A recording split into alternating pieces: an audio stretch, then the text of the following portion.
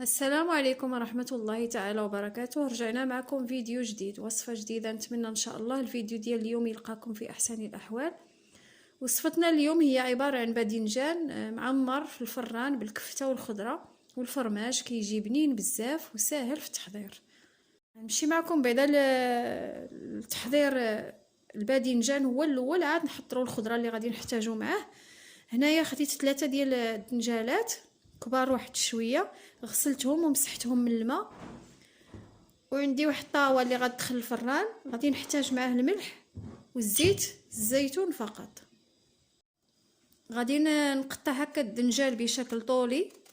غادي نحتفظوا بهاد اليد هذه ديالو، بهاد ما نحاولوا باش نخليوها هكا صاينه. غادي نوضعوه في الطاوه ديال الفران بنفس الطريقه.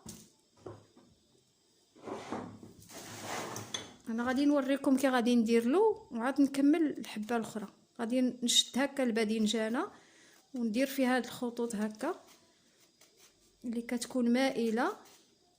كنحاول باش نوصل حتى لتحت، ولكن كنخليو هاد القشره هادي ما كنقيسوهاش باش تبقى صاينه. صافي بهذا الشكل هذا. وغادي نوضع واحد شويه د الملح، غادي ندير غير شويه ماشي بزاف، لحقاش الخضره عاد غادي نديرو فيها الملحه، والفرماج ايضا كيكون مالح. وغادي نوضع شويه ديال الزيت البلديه بهذه الطريقه، وغادي نوضعها في واحد الطاوه اللي كتكون مفرشه بالورق ديال الفران. غادي نكمل كاع الباذنجانات اللي عندي وغادي نوضعهم في الفران يتشواو. راه دغيا كيطيبوا، ما تخليوهمش واحد المده طويله، غير واحد شويه على ما يطيب لينا هذا الدنجال هذا الدخلاني ونخرجوهم. هنا غادي نمشي معكم الخضر اللي غادي نحتاج لتحضير الباذنجان. عندي هنا واحد الحبه ديال الفلفله قطعت هكا مربعات صغار، حبه ديال الفلفله حمراء، 2 بصلات متوسطين الحجم، الربيع والمعدنوس بزايد. هنايا واحد شويه ديال الكفته، كديروا الكميه اللي بغيتو، شويه ديال مطيشه د الحك.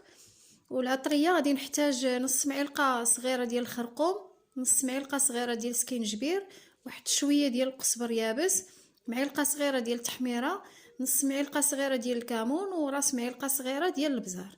انا غادي نوضع هاد التوابل كامله على هاد الخضره. نضيف شويه الملح، ما نساوش الملح، واحد شويه تندوقوا الا كان خاص غادي نزيدو. وغادي ندير الزيت ونوضع هاد الخضره هذه تشحر.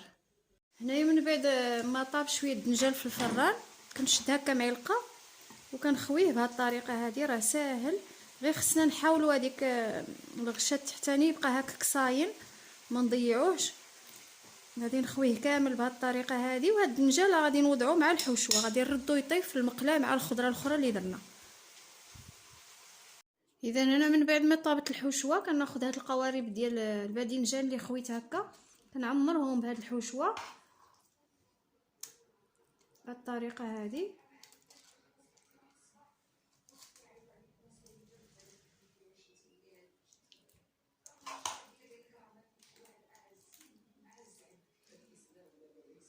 هنايا كتقدروا تزيدوا هكا مثلا الهريسه، ولا الا كنتو كتبغيو الحرور.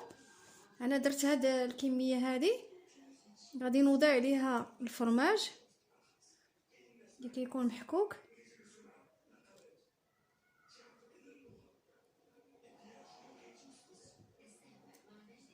وغادي نزينها هكا بحبات ديال الزيتون. انا غادي نستمر هكا نكملهم كاملين نعمرهم، وغادي نوضعهم في الفران يذوب عليهم الفرماج، ونتلاقاو في الصحن النهائي. اذا اخواتي، هذا هو الدنجال، كيجي الصراحه زوين وبنين بزاف بديك الحشوه اللي فيه. هكا نبدلوا الطريقه ديال التقديم ديال الدنجال ديالنا على زعلوك وعلى الدنجال المقلي. بهذه الطريقه هذه كيجي زوين.